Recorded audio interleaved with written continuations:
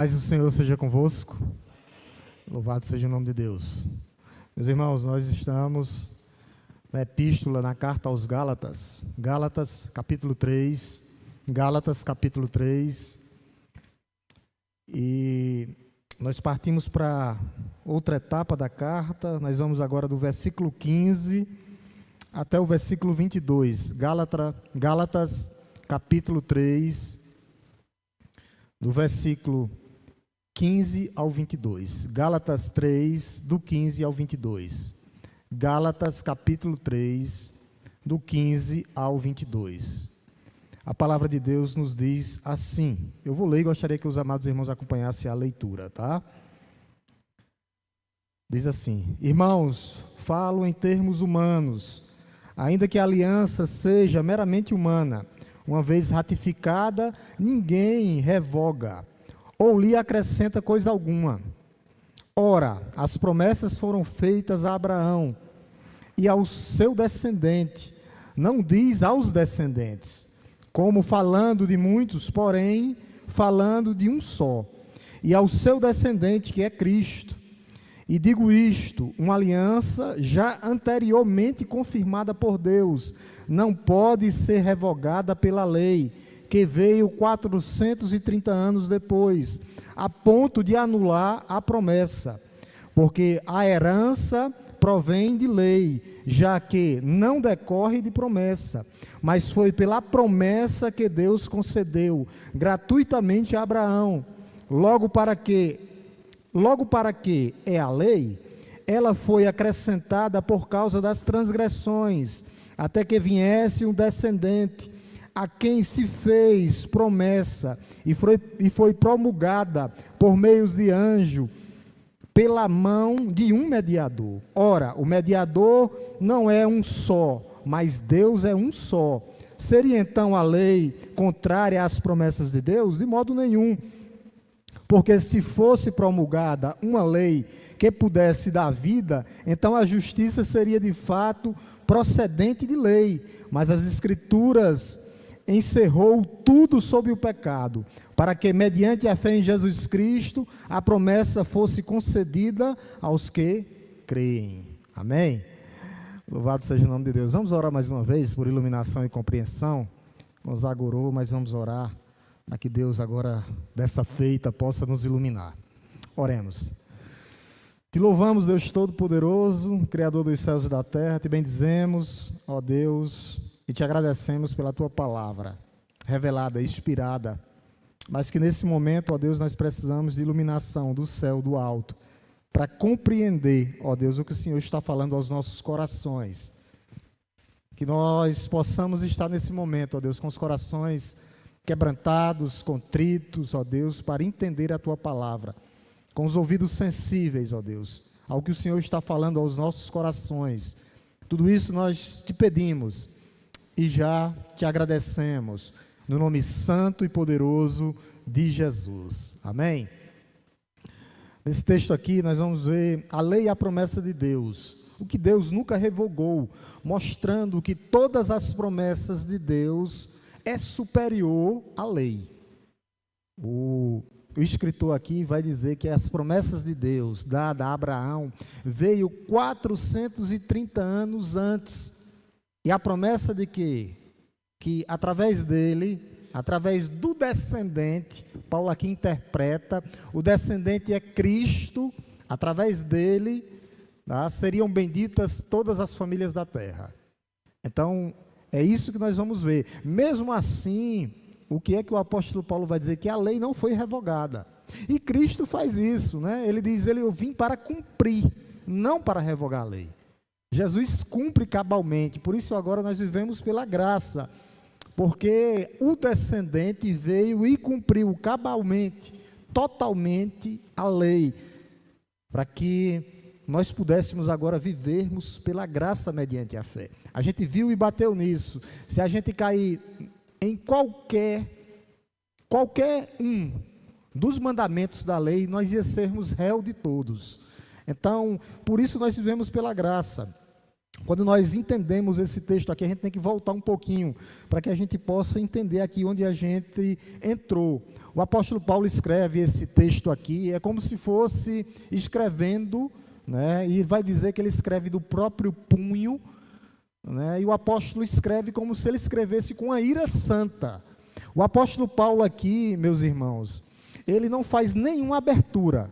Tá? Em todas as outras cartas, o apóstolo Paulo ele faz um agradecimento, ele faz um elogio, ele faz alguma coisa, e aqui não. O apóstolo Paulo vai direto ao ponto, dizendo, ó, o evangelho dentro dessa região, porque não era uma igreja somente, era uma região, o evangelho está sendo pervertido, o evangelho está sendo adulterado. Por isso que o apóstolo Paulo é como se ele batesse na mesa, batesse o punho na mesa e dissesse, o evangelho está sendo adulterado. Os judaizantes, homens que tinham conhecido a Cristo, não negavam Cristo, tinham se infiltrado dentro da igreja. O apóstolo Paulo vai dizer que esses homens estavam pervertendo o evangelho. E é interessante que eles não negavam Cristo, eles diziam, creiam em Cristo, vocês têm que crer em Cristo, mas vocês precisam observar a lei de Moisés. Então eles se infiltraram na igreja com essas falsas doutrinas, tá? Para esses homens aqui, que eram os judaizantes, a mensagem de Paulo era incompleta, porque é muito fácil, como é que eu vou viver simplesmente agora pela graça? Eu não vou ter mais que obedecer todos aqueles mandamentos deixados por Moisés. Então, eles diziam isso, Cristo é importante, mas eles batiam, meus amados irmãos, em 3 teclas aqui, que era o quê? A circuncisão, precisava ter aquela marca que Deus deixou no homem, circuncidar, eles tinham que guardar o calendário das festas, né, que era a Páscoa, as festas das cabanas e a festa de Pentecostes, e eles tinham também que guardar a dieta alimentar, não coma isso, não coma aquilo, dizendo que era coisa impura. Então essas 3 coisas aqui ameaçavam a igreja. E a questão, meus irmãos, não era tirar algo. A questão dos falsos irmãos penetrando dentro da igreja é simplesmente querendo adicionar algo. Por quê? Porque é mais fácil adicionar. Tipo assim, a gente já tem Cristo, mas eu preciso do sábado, ou eu preciso de prosperidade, ou eu preciso de riqueza. É isso, não é só Cristo. Eles tiram a suficiência de Cristo. Então, esses grupos que são sectários, principalmente os grupos sectários, que é isso, pastor, aqueles grupos que eles dizem que só eles vão para o céu, que só eles estão certos. Os sectários, eles batem nisso. E a gente tem vários grupos assim, que eles trazem alguma coisa a mais, é a chamada adição. Cristo não é suficiente. E era exatamente isso aqui, eles não negavam Jesus, mas diziam que Cristo não era suficiente. E é justamente nesse momento que Paulo, ele escreve essa carta, tá? Para tratar toda essa questão. E isso aqui, meus amados irmãos, dentro da igreja não é uma questão secundária, não é. É uma questão primordial hoje, porque muitas igrejas hoje tiram Cristo do centro e colocam quem, pastor? O homem. Tiram Cristo do centro e colocam o que, pastor? A prosperidade, a saúde, a riqueza, e tiram literalmente Cristo do centro. Então, Paulo não estava combatendo simplesmente algumas práticas religiosas, não. Era o tema central, quem salva? Quem salva é Cristo. A justificação é pela fé ou pela lei? Não, é por Cristo. O evangelho estava sendo comprometido, o evangelho estava sendo manchado, o evangelho estava sendo adulterado. Era isso que acontecia. O evangelho não estava sendo simplesmente enfraquecido, não, estava sendo corrompido. O evangelho não estava simplesmente sendo diminuído, não. Ele estava simplesmente perdendo, estava sendo destruído na sua essência. Por isso que o apóstolo Paulo combate, e nós temos que combater. Como é que nós combatemos isso, pastor? Com a verdade, com a palavra de Deus, simples, como ela está, do jeito que nós temos que pregar. Por isso que o apóstolo Paulo, ele entra aqui no capítulo 3 e ele desenvolve, tá? Ele tinha falado aqui no capítulo 3 já, Ele tinha batido já nessa igreja, dizendo, ó, vocês receberam o Espírito Santo pelas obras da lei ou pela pregação da fé? O apóstolo Paulo, ele trabalha muito com retórica, com perguntas retóricas, para dizer, ó, não foi pelas obras da lei que vocês receberam o Espírito Santo, mas vocês receberam o Espírito Santo pela fé, pela graça. Logo no começo do capítulo 3 ele diz isso. Ele diz isso, repete isso, ele bate nisso. E ele traz também o exemplo de Abraão, e ele continua dizendo, ó, Abraão creu, e a ele foi imputada a justiça de Deus. Então sempre foi pelas promessas de Deus. O que Deus promete, ele cumpre. O que o apóstolo Paulo está trazendo para nós nessa noite é isso. E agora o apóstolo Paulo, ele aprofunda nesses versículos aqui poderosos, ele aprofunda o seu argumento, fazendo uma análise histórica das promessas de Deus, fazendo uma análise teológica e jurídica em relação às promessas de Deus, para mostrar que todas as promessas de Deus vão ser cumpridas na vida do seu povo. E isso, as promessas de Deus pela graça, não pelas obras da lei. O apóstolo Paulo falou isso, porque a lei foi dada, as promessas veio 430 anos depois que a lei surgiu. É isso que nós temos que sair daqui. Sempre foi pelas promessas. Qual era a promessa de Deus no Antigo Testamento, no Novo Testamento? Que nasceria o menino, o seu descendente, e que através do seu descendente, Jesus Cristo, seriam benditas todas as famílias da terra. Por isso a superioridade, de quê, pastor? Das promessas de Deus sobre a lei. Mas isso, ao mesmo tempo, Deus não revoga a lei, ao contrário. O que é que Cristo faz? Cumpre a lei, tá? Por isso que esse texto, ele fala aos nossos corações.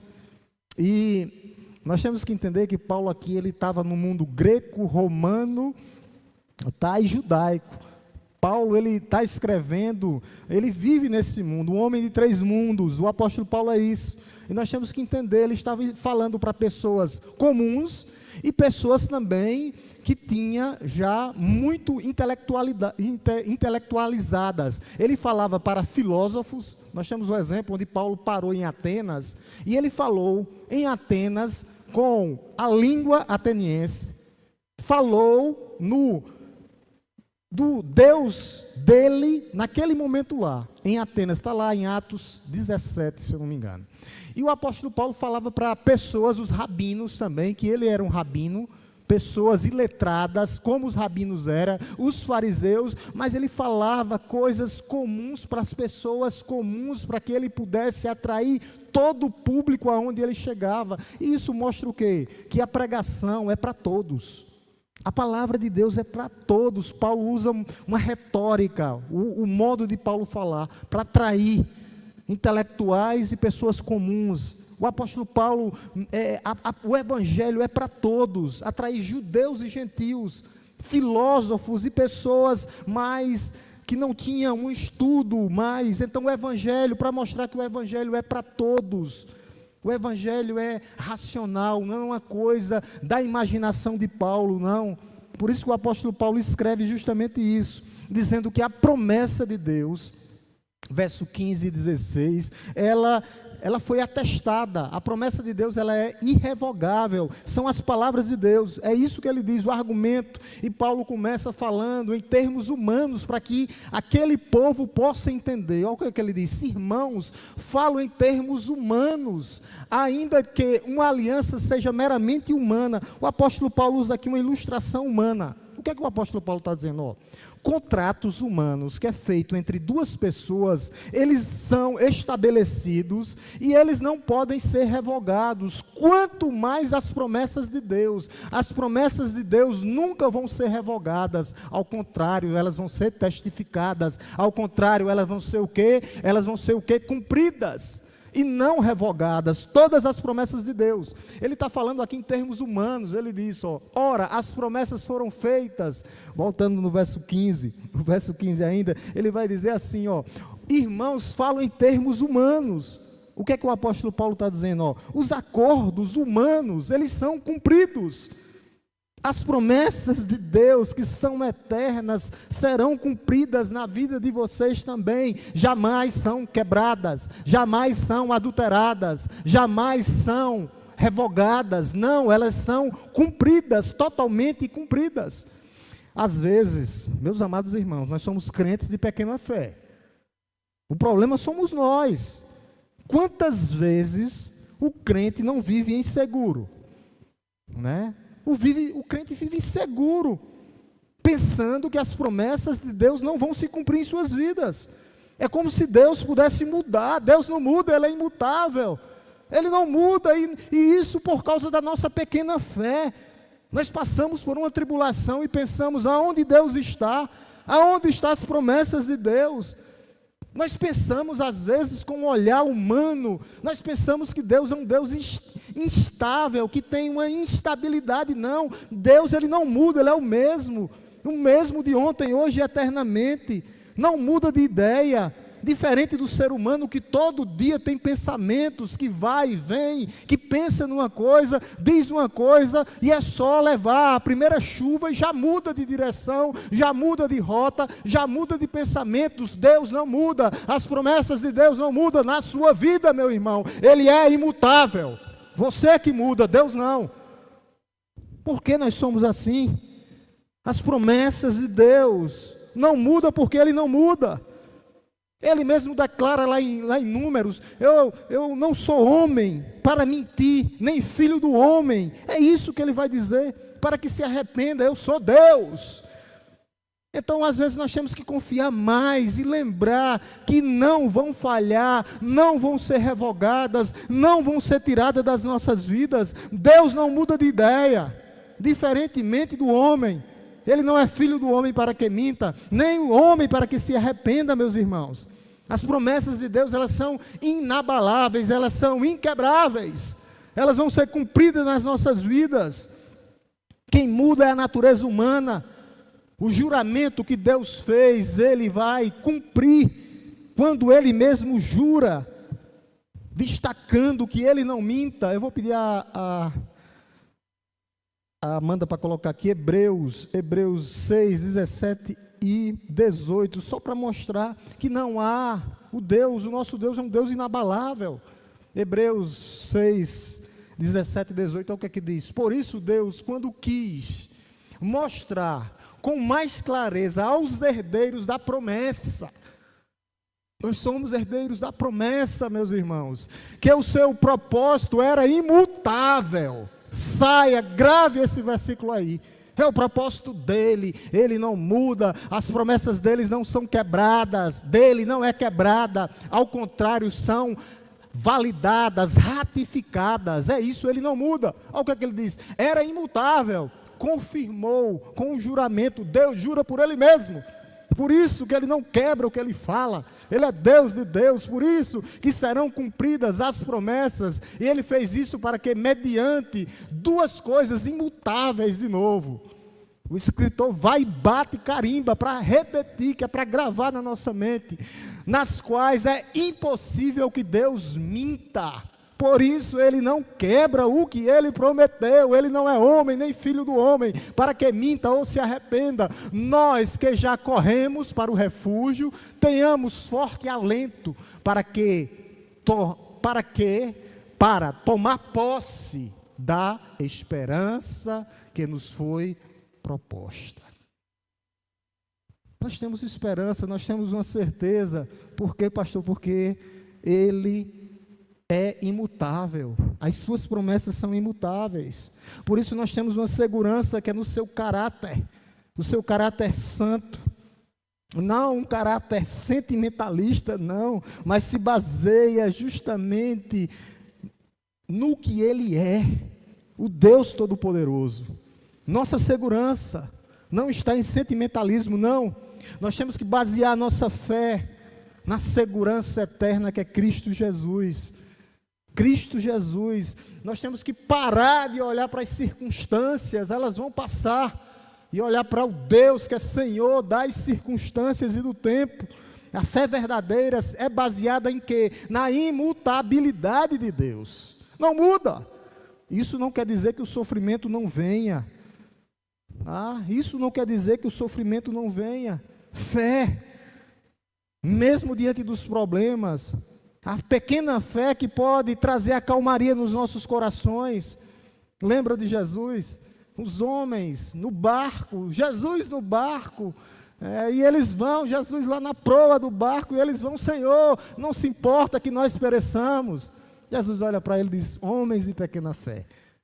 Deus e Senhor dos mares, Senhor das tribulações, Senhor das tempestades no barco, e eles com medo.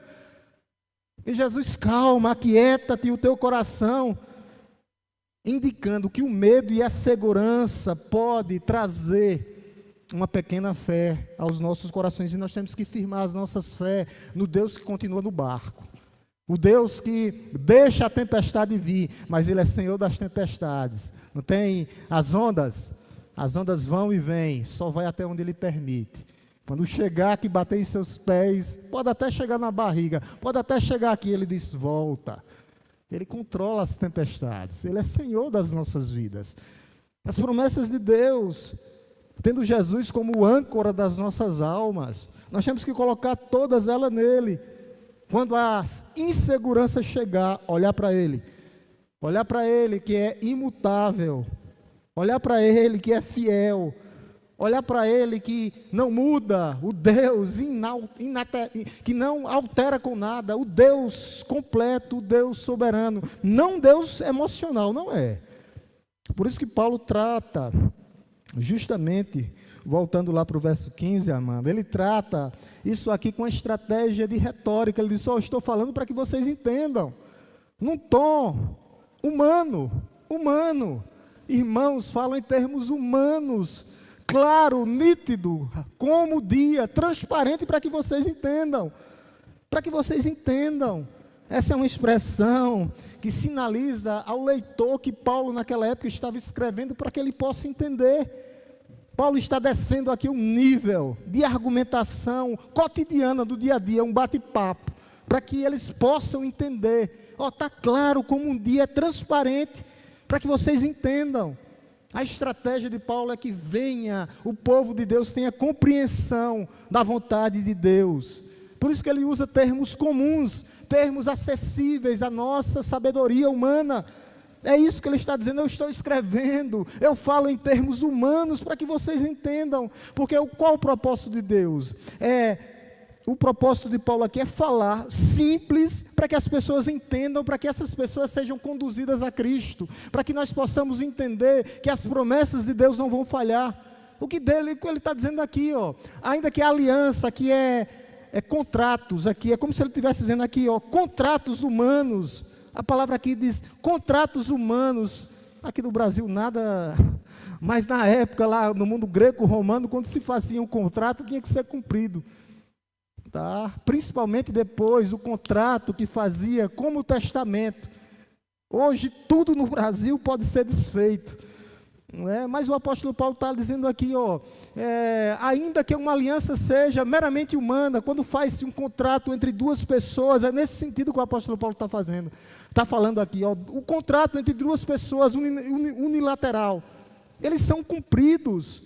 Imagine as promessas de Deus que são irrevogáveis.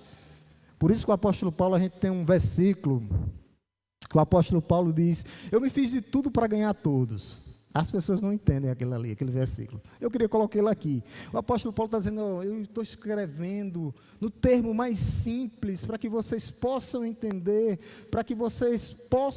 que a promessa de Deus vai ser cumprida em sua vida. Coloque bem aqui, Amanda, 1 Coríntios 9:22, eu gostaria de ler junto com a igreja. E eu quero explicar aqui, a mesma coisa que o apóstolo Paulo está dizendo aqui, estou escrevendo em termos simples, para que vocês entendam em termos humanos. Vamos ler, igreja, Me fiz fraco com os fracos, a fim de ganhar os fracos. Fiz-me a fim. Foi todo desorganizado, não saiu não. Aí vamos de novo, acompanhar aqui o ritmo aqui, tá? Fiz-me com os fracos, a fim de ganhar os fracos. Fiz-me tudo com todos, a fim de... Foi mais ou menos, mas vai ficar até aí mesmo. Meus amados irmãos, o que é que significa o que o apóstolo Paulo está dizendo? Ó? O apóstolo Paulo está dizendo aqui: eu quebro barreiras, eu entro em locais, eu quebro barreiras culturais, emocionais, econômicas e sociais. Quando o apóstolo Paulo estava pregando a palavra de Deus, evangelizando, anunciando o evangelho da salvação a judeus e a gentios, a fracos e a fortes, a pobres e a ricos, o que era que o apóstolo Paulo queria aqui? O que era que o apóstolo Paulo queria? Ganhar a confiança deles. Para quê? Para apresentar Cristo. É só isso que o versículo diz. Me fiz de fracos para ganhar os fracos, fiz de tudo para ganhar alguns, no final ele vai dizer, porque nem todos vão ser salvos. Então o apóstolo Paulo diz: eu entrei em culturas, eu quebrei barreiras, eu quebrei paradigmas, eu quebrei barreiras sociais, econômicas, sociais, culturas, étnicas, eu quebrei todo tipo de barreiras, para ganhar a confiança daquele povo, para pregar Cristo a eles. É isso que o apóstolo Paulo está dizendo aqui, sem comprometer o evangelho. Ele entrava nas culturas, quebrava barreiras, mas nunca comprometeu o evangelho da salvação. O apóstolo Paulo sempre pregou Cristo, crucificado, mas ressurreto dos mortos, aquele que vive, reina, o único e suficiente Salvador. É isso que ele fala. Tá? Por isso que o apóstolo Paulo diz aqui, estou falando lá no versículo 15, Amanda, eu estou falando em termos humanos, me fiz de tudo, trazendo para esse outro versículo, de fraco para ganhar os fracos, fiz de tudo para ganhar todos, mas somente para alguns ser salvos. Paulo aqui mostra, quando ele diz aqui, está mostrando que ele está entrando e falando de modo acessível ao costume greco, romano e judaico daquela época. Aqui o apóstolo Paulo está mostrando com ousadia como funciona o seu argumento aqui. Tá? Era como se ele estivesse dizendo aqui: eu vou primeiro começar de forma humana, para depois eu mostrar, provar para vocês que um contrato não pode ser quebrado humanamente, para mostrar que as promessas de Deus jamais serão revogadas, que as promessas de Deus são inquebráveis. É como se o apóstolo Paulo estivesse aqui: até os homens respeitam os contratos. Aqui no Brasil não, mas na época do mundo greco-romano respeitavam. Um contrato não poderia ser quebrado. Tá? Se até homens, eles mantêm contrato entre uns e os outros, quanto mais as promessas de Deus que serão cumpridas na tua vida. Meus amados irmãos Gálatas, meus amados irmãos da Primeira Igreja Batista. Por isso que ele chega aqui, aí ele diz, tá? Ele vai dizer: irmãos, mostrando que aquela igreja foi exortada, aquela igreja foi admoestada, aquela igreja foi corrigida duramente, mas eles não deixaram de ser irmãos. Eles eram irmãos, havia ternos afetos de amor pastoral e de amor uns pelos outros. O apóstolo Paulo corrigiu duramente aquela igreja. A gente pega no começo do versículo 3, ele diz: Gálatas insensatos, quem enfeitiçou vocês? Quem iludiu vocês? Mas depois aqui, passando alguns versículos, ele diz: irmãos. Isso eu quero trazer para mostrar para vocês que às vezes a dureza de uma exortação, de um irmão, de um líder, de um pastor, não é querendo trazer alguma coisa para destruir você, mas é uma forma de amor. É uma forma de amor, porque quem ama corrige. Quem ama corrige. Por isso que o apóstolo Paulo fala irmãos. O apóstolo Paulo queria trazer aqueles irmãos ao entendimento, trazer aqueles irmãos a uma vida de comunhão e unidade dentro da igreja.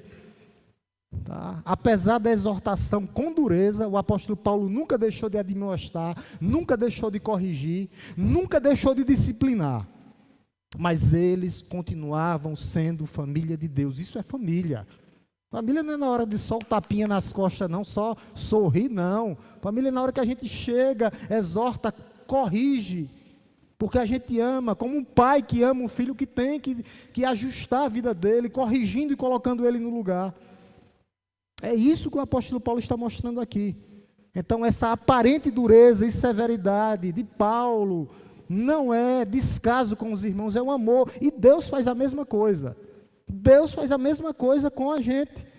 A dureza de Deus, quando Ele nos corrige, nos disciplina e coloca a gente no prumo novamente, não é para nos destruir, não, mas é para nos corrigir, nos trazer de volta e depois nos confortar. É isso que Deus faz com seus filhos. Com os seus filhos que ama, que Ele ama, Ele faz isso. A dureza como correção, a severidade de Deus, ou a dureza do argumento de Deus em nossas vidas. Tá? Às vezes os irmãos pensam que abandono, ou ódio, ou que Deus é um Deus tirano. Não é. Não é, nunca foi. É um processo disciplinador e transformador, onde Deus está maturando e preparando a sua igreja para algo melhor e maior. Já veio Jesus Cristo, mas nós estamos numa preparação para o céu, e essa preparação é uma preparação de correção e de ajustes até a volta do Senhor. Ele está ajustando a sua igreja, para que a sua igreja possa herdar o céu. É um período de amadurecimento espiritual. É isso que nós estamos vivendo. Sempre visando o quê? Que aqueles que estão em pecado, eles possam se arrepender e voltar. Para que Deus possa restaurar completamente, usando sempre como base o quê, pastor? O amor incondicional de Deus. O amor incondicional de Deus. Porque a gente tem que olhar como base sempre o amor de Deus. Cristo mostrando que Ele disciplina, mas ao mesmo tempo um Deus amoroso que entrega o seu próprio Filho numa cruz para morrer por nós. Esse é o amor de Deus. Por isso há um contraste entre dureza e a dureza de Deus corrigindo o homem e a dureza do coração do homem. Aí sim, é um contraste completamente diferente. Deus como disciplinador, como pai amado que corrige, e o homem com a dureza do seu coração, por causa dos seus pecados e delitos, que não quer se entregar a Deus. A dureza de coração traz isso. A raça humana insensível à palavra de Deus, indiferente à verdade que liberta. Por causa da dureza de coração, diferente da dureza de Deus, onde Deus vai lá para nos corrigir, para que nós possamos mudar de realidade. Tá? Há momentos, meus irmãos, que a dureza de Deus é preciso, mas ela é um sinal de amor. Deus, Ele permanece amando a sua igreja incondicionalmente, a sua noiva, a sua igreja, o seu rebanho, as suas pedras vivas que estão sendo preparadas.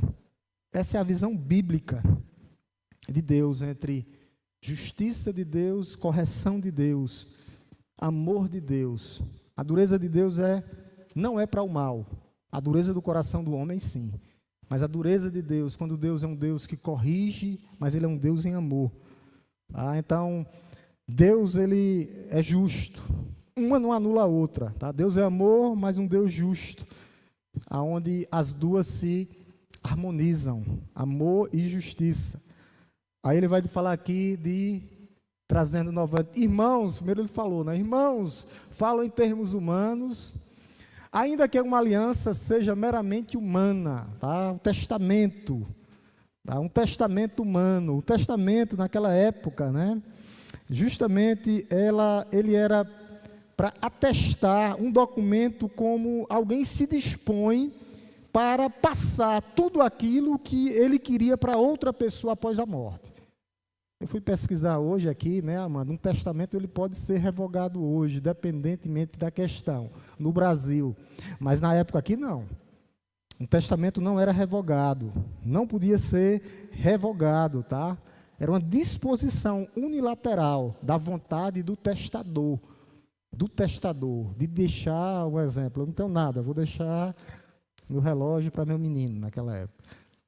Pronto, era isso. Deus deixou tudo para nós, que entregou o seu filho, atestando a sua vontade soberana. É diferente de um contrato de negociação.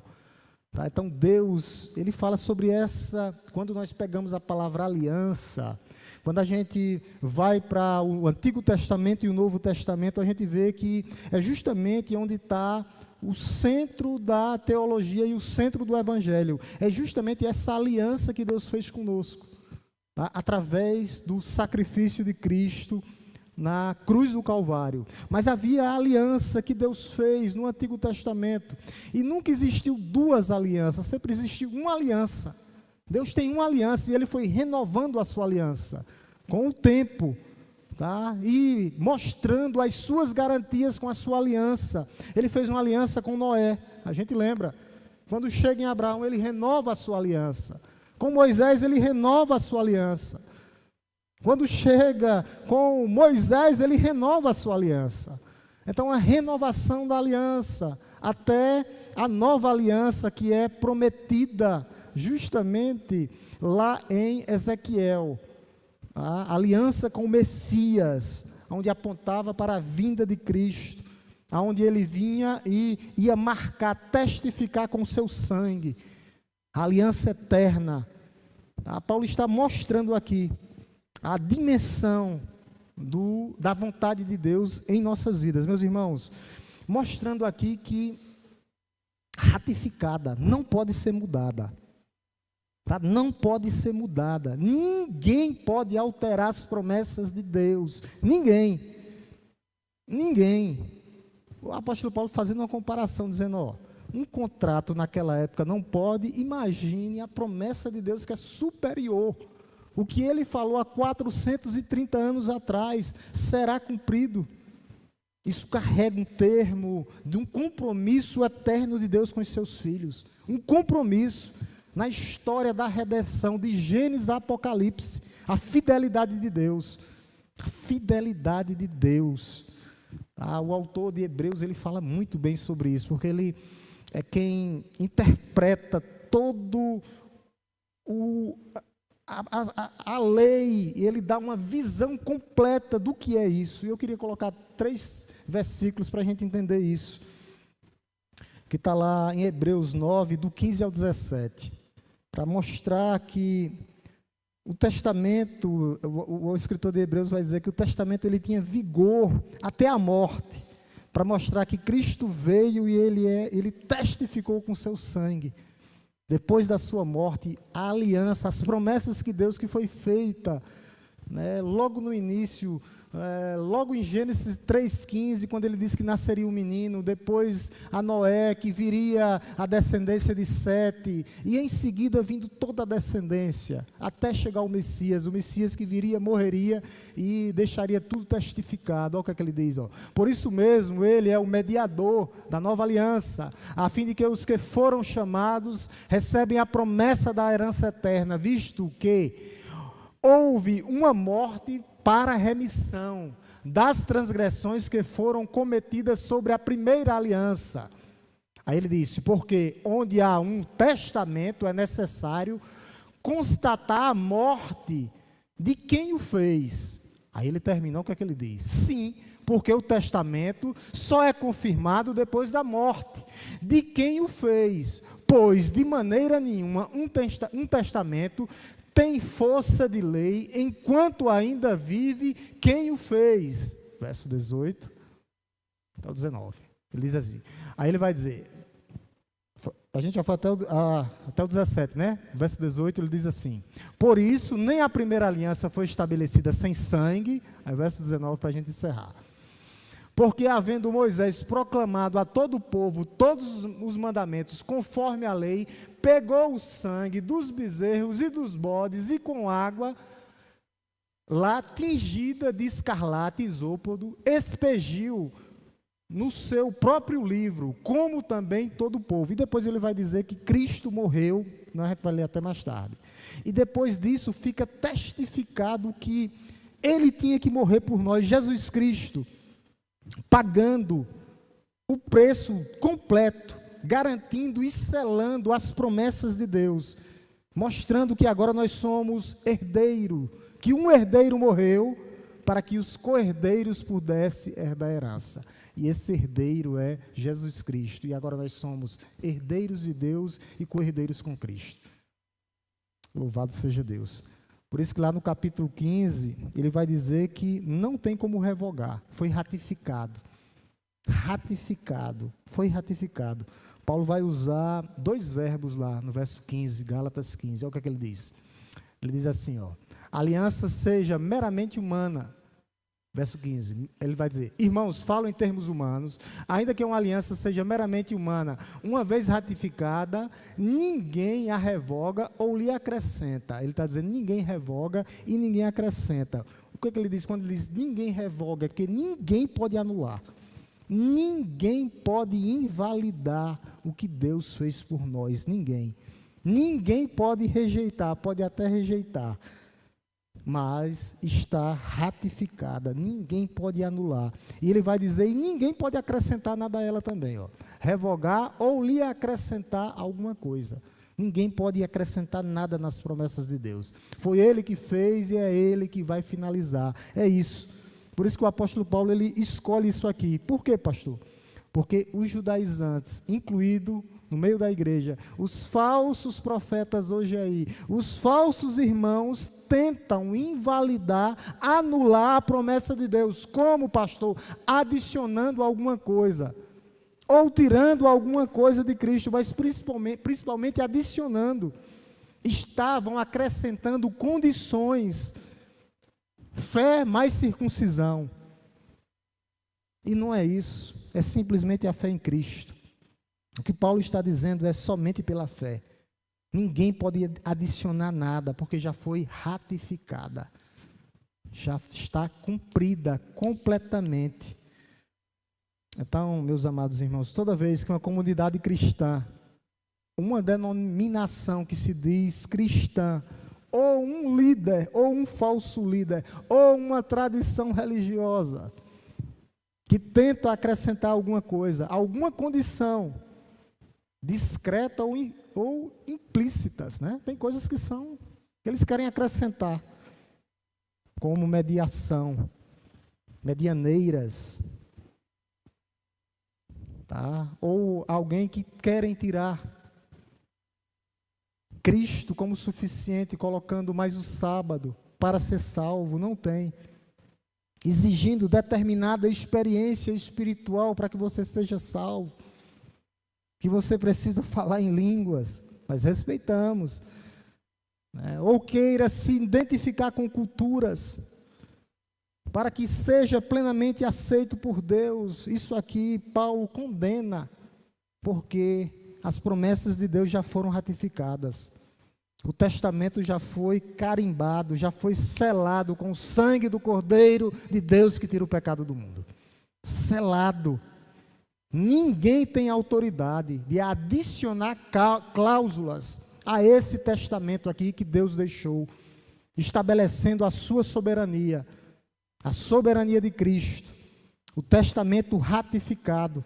Quando a gente fala de ratificação na Bíblia, ele leva principalmente esse texto aqui. Ratificado, está ratificado. Há peças-chave aqui que fala na Bíblia, tá? Sobre isso. Onde ele diz, está ratificado, está confirmado. Confirmado, ninguém anula, ninguém acrescenta, ninguém tira. Então, a aliança com Abraão, a aliança com Abraão foi dada 430 anos antes de estabelecer a lei. É isso que o apóstolo Paulo vai dizer aqui nesse texto, a gente vai ler mais para frente, quando chegar. Então, o contexto da promessa é a ratificação. É a ratificação que mostra o descendente, que através desse descendente que morreu por nós, tudo seria ratificado, tudo seria cumprido cabalmente em Cristo. Isso é o que significa para as nossas vidas. A confirmação definitiva da aliança. Alguns chamam de pacto, eu gosto de aliança. Comprovada em sua veracidade, caráter jurídico, espiritual e irrevogável na pessoa e na obra de Cristo que Ele fez por nós. É isso que Deus fala aos nossos corações nessa noite. A promessa já está cumprida em Cristo Jesus, nosso Senhor. Por isso, eu não vou só ler aqui o versículo 16, a gente depois termina ele. O que Paulo fala no versículo 16. Ora, as promessas foram feitas a Abraão e ao seu descendente, singular. Tá? Aquele completa, aquele fecha com chave de ouro. Não diz aos descendentes. É interessante que Paulo interpreta. Lá, quando ele fala lá em Gênesis, ele diz, através da tua descendência, fala no plural, mas aqui ele interpreta dizendo, o descendente que traria uma descendência. Nós. Antigo Testamento, aqueles homens que creram, Novo Testamento, a igreja de Cristo. Os que creram e os que crerão em Cristo. Ó.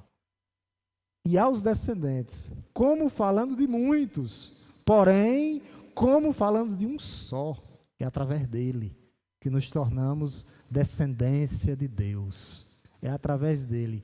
E ao seu descendente, quem é ele? Cristo.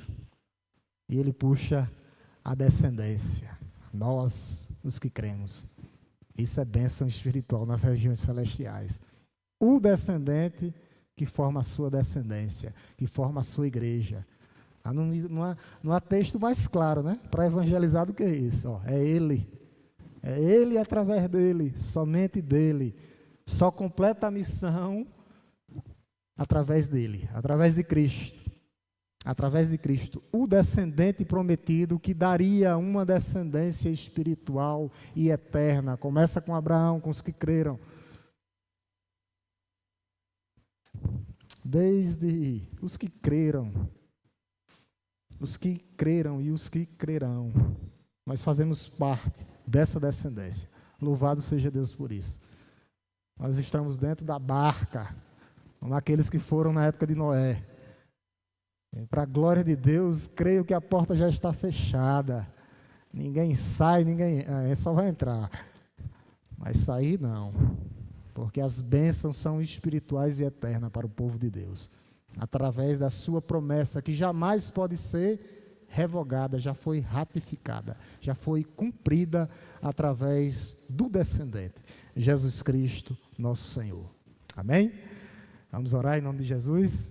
Faltam 3 minutos. Se alguém quiser fazer uma complementação, uma pergunta, Mica Giliardo. Mica quer fazer uma pergunta aqui. Uma complementação. Vamos lá, Mica. Qualquer coisa, Giliardo já vai, ele responde, se o pastor não souber. Ó, Giliardo. Tu vai pegar ali, né, Giliardo? Tá. Ela veio preparada hoje. Sabia que o texto era esse, né? Vou deixar aqui aberto para a pergunta. Pior que nem é sobre Gálatas. Não vai falar. Teve um momento que o Senhor falou sobre Deus ser imutável. Sim. Que Ele não mente nem se arrepende. É verdade. Mas como compreender isso em textos como de Gênesis 6:6, que diz que o Senhor se arrependeu de ter feito o homem. E aí em outras versões fala que o Senhor ficou triste. E aí o Senhor falou na pregação que Deus não é um Deus emocional. Não é. Então como entender tudo isso? Isso é fácil de responder, né? E isso tudo é por causa do pecado do homem, né? O contexto ali, quando diz que Deus se entristeceu, que no hebraico é Deus ficando triste ali, justamente por causa do pecado do homem, né? Que entra o pecado no mundo e a condição do homem, mas ele não muda. Ele é imutável. Quem temos que mudar somos nós, com as nossas atitudes. Por que ele não muda? Porque o que ele prometeu, justamente, de juízo e de justiça vai acontecer. Mas ele é tão bom que ele quis fulminar os homens. Mas Moisés, naquele momento, é o teu povo, Senhor. E através daquele momento ali, quando nós estamos falando ali do comecinho de Gênesis, né? Gênesis 6, né? O texto lá, Gênesis 6, que Deus ficou triste realmente, porque por causa do pecado. O pecado entra no mundo, né, por causa do homem, não por causa de Deus. Era uma condição. E o mal também. Agora, o que é que acontece, Mica? Deus não muda, ele é imutável na sua justiça, na sua bondade, na sua verdade, na sua soberania. Todos os cumprimentos vão se cumprir. Ali foi um momento, e a gente vê que são alguns momentos que tem na Bíblia que não são regra.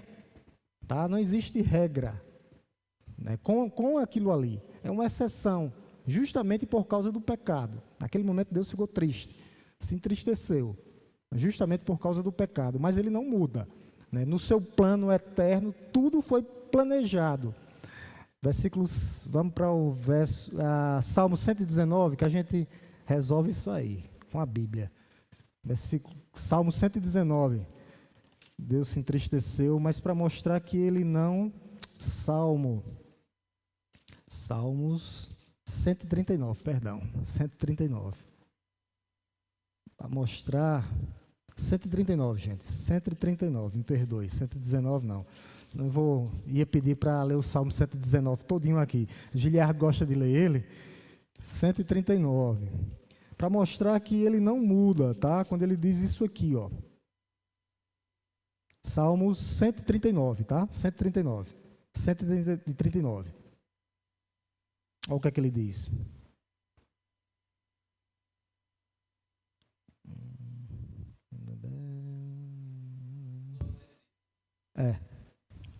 É isso mesmo, Giliard. Obrigado. É isso mesmo. Giliard me ajudou aqui. Eu estava achando o versículo aqui, mas Giliard já foi no ponto. 119, 16. Ele diz assim, ó. Os teus olhos viram a minha substância ainda uniforme, e no teu livro foram escritos todos os meus dias, cada um deles escrito e determinado, quando nenhum deles ainda existia. Então ele não muda, é imutável. E toda a nossa história já está escrita.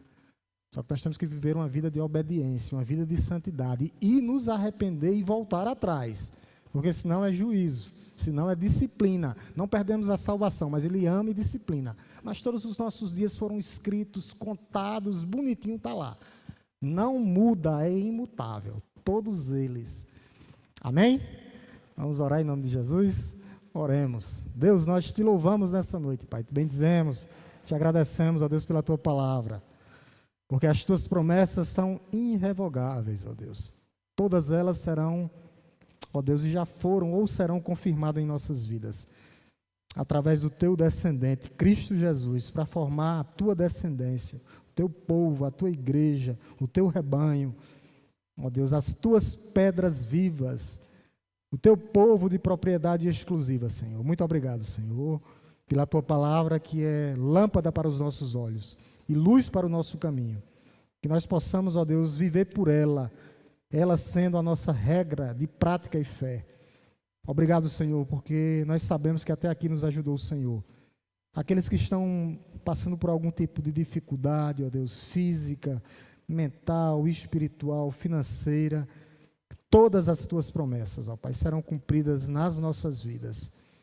E nenhuma delas vão falhar. Obrigado, Senhor, por essa noite. Obrigado, Senhor, pela tua igreja. Obrigado, Senhor, pelo que o Senhor é em nossas vidas. Essa é nossa oração, ó Deus, no nome santo e poderoso de Jesus. Meus amados, Deus nos abençoe. Deus nos abençoe.